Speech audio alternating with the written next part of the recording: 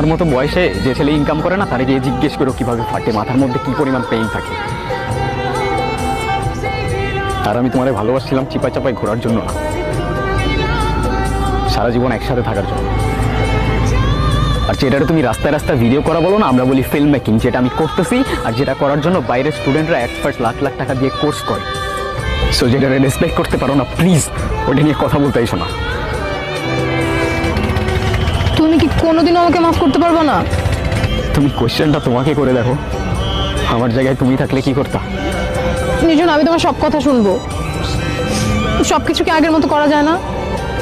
আমাদের রিলেশনটা কি আর জোড়া লাগানো যায় না? তুমি রিলেশন জোড়া লাগানোর কথা বলতেছো? আমার ভাঙার ট্রাস্টটা কেমনে জোড়া লাগাবো তুমি? আমি সরি, আমার এখন এখান থেকে চলে যেতে হবে, আমি তোমাদের সহ্য করতে পারতেছি না।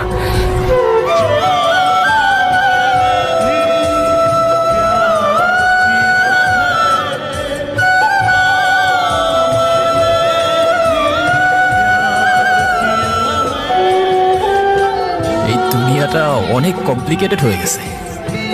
আমাদের শহরটার যত ডেভেলপমেন্ট হচ্ছে না, মনুষ্যত্ব ততটাই তলিয়ে যাচ্ছে।